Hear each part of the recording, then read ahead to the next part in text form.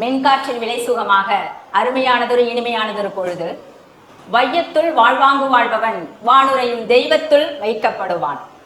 வானுரையும் தெய்வத்துள் வைக்கப்படும் நமது ஐயன் திருவள்ளுவனின் திருக்குறளை கையில் ஏந்தி வாழ்வியல் இலக்கியமாக தெய்வீக இலக்கியமாக மனிதன் மனிதனுக்காக சொன்ன அறநெறி நூலை பின்பற்றி பாவையர் மன்றம் மிக அழகானதொரு நிகழ்வினை ஏற்பாடு செய்திருக்கின்றோம். இந்த நிகழ்வில் என் கையில் என் அதிகாரம் என்ற தலைப்பில் பாவையர்கள் ஒவ்வொருவரும் அவர்களுடைய கையில் ஒரு அதிகாரத்தை எடுத்துக்கொண்டு அன்றாட வாழ்வியலில் இன்றைய காலத்திற்கு ஏற்ற மாதிரி திருக்குறளில் இருந்து என்ன சிந்தனைகள் எடுத்துக்கொள்ளலாம் என்று மொழியை இருக்கின்றார்கள். அந்த வகையில் செவ்விய பொருளியக்கமே நல் அரசின் ஆளுமை. திருக்குறளில் அறத்துப்பால், பொருட்பால், இன்பத்துப்பால். இங்கே பேச வந்திருக்கின்ற தலைப்பு பொருட்பால்.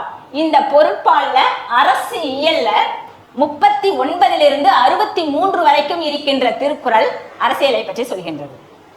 அதுல என்ன சிறப்பு அப்படின்னு கேட்டீங்கன்னா, ஒரு குடும்பம், ஒரு தலைவன், ஒரு அரசன், ஒரு தனி நிர்வாகம் பண்ணக்கூடிய தலைவன் இல்லைன்னா நிர்வாக திறமை உள்ள நிர்வாக இயக்குனர், இவர்கள் அனைவரும் எப்படி அவரவர்களுடைய இடத்தை சிறப்பாக செய்யலாம் என்பதை பற்றி மிக அழகாக வேற எங்கேயுமே தேட தேவையில்லை.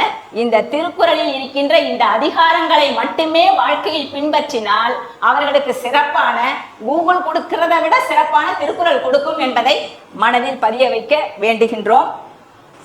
ஒரு குறிப்பிட்ட மதம், ஜாதி, இனம் இது எதுக்குமே உரிமையானது கிடையாது. திருக்குறள் உலக பொதுமறை. உலக பொதுமறையான இந்த நூலில் யாரும் என்னுடைய மதத்திற்கானது, என்னுடைய சமயத்திற்கானது, என்னுடைய ஜாதிக்கானது அப்படின்னு யாருமே உரிமை கொண்டாட முடியாது. இந்த தரணியில் பிறந்த ஒவ்வொரு மனிதனுக்கும் உரிமையானது. எனக்கு தமிழ் தெரியும், நான் தமிழ் படித்தவன், தமிழ் அறிந்த புலவன் அப்படின்னு யாரு சொல்ல முடியும் அப்படின்னா, திருக்குறளை நல்லா படிச்சு கற்றுணர்ந்தவர்கள் மட்டும்தான் சொல்லிக்கணும் அப்படின்னு நான் சொல்லல. ஃப்ரெட்ரிக் பின்காட்டோ அப்படிங்கிற ஒரு மேல்நாட்டு அறிஞர் சொல்லியிருக்காரு.